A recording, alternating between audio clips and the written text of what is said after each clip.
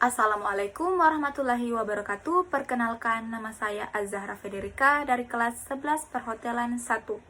Baik, kali ini saya akan mempresentasikan hasil kerja saya dengan tema Pancasila sebagai ideologi di negara Indonesia.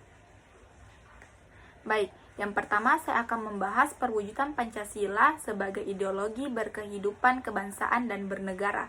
Nah, di mana dengan perwujudan ini pertama dibentuknya lembaga-lembaga seperti MPR, Majelis Permusyawaratan Rakyat, DPR, Dewan Perwakilan Rakyat, DPD, Dewan Perwakilan Daerah, MA, Mahkamah Agung, dan KY, Komisi Yudisial. Lembaga-lembaga tersebut bertujuan untuk mengaspirasikan suara rakyat dan sebagai lembaga kepentingan bersama. Dan yang kedua, adapun perwujudan Pancasila sebagai ideologi di bidang hukum. Nah, pada pasal 27 ayat 1 sampai dengan 4, di sini sudah dijelaskan bahwa dalam bidang hukum Pancasila sebagai patokan di mana kita harus menegakkan hukum secara adil. Yang pertama, secara religius, karena pada sila pertama yaitu ketuhanan yang Maha Esa, di mana penegakan hukum ini harus secara religius. Dan yang kedua, secara nilai kemanusiaan. Dan yang ketiga, kita harus bekerja sama dalam membela satu pihak dengan pihak yang lain agar tidak terjadinya perkecohan. Dan yang keempat, tidak semena-mena dalam mengambil keputusan, harus sesuai dengan kenyataan yang ada.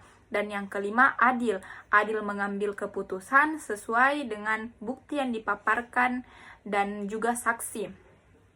Dan adapun yang ketiga yaitu perwujudan nilai-nilai Pancasila di bidang ekonomi, dijelaskan pada pasal 33 ayat 1 bahwa perekonomian disusun secara bersama, di mana dalam satu negara itu kita membangun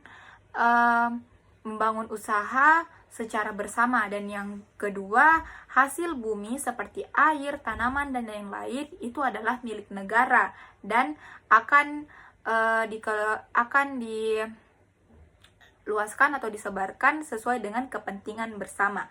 Dan yang ketiga, usaha yang dikelola secara keluarga, di mana usaha ini kita harus bekerja sama dan harus memikirkan pihak-pihak lain, dan kita harus mengambil keputusan di mana keputusan itu bisa menjadi keputusan yang berdampak untuk kita semua, tidak hanya kepentingan sendiri, harus dengan kepentingan bersama. Lalu yang keempat, perwujudan nilai Pancasila dalam bidang sosial budaya. Nah, di mana kita ketahui bahwa Indonesia memiliki banyak agama, suku, ras, budaya, adat istiadat. Nah, di mana hal itu menyebabkan kita harus berdamai dan harus hidup rukun. Karena tidak mungkin dalam satu wilayah kita hanya hidup dengan satu agama ataupun satu ras. Pasti berbeda-beda. Bagaimana cara untuk agar kita tetap rukun, yaitu kita harus saling menghargai, kita harus toleransi, dan kita harus menerima perbedaan yang ada. Nah, ini juga termasuk dalam Pancasila sebagai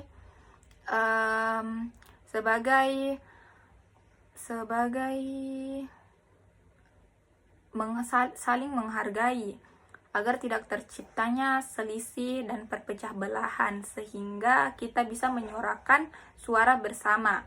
Nah, dan yang terakhir yaitu perwujudan nilai Pancasila di bidang pertahanan dan keamanan, yang dijelaskan pada Undang-Undang Dasar ayat 20 Undang-Undang Dasar yang ke-27 ayat ketiga, di mana ditegaskan bahwa rakyat berhak untuk membela negara mereka, dan rakyat juga ataupun masyarakat berkewajiban untuk membela dan mempertahankan negara mereka sebagai warga negara Indonesia.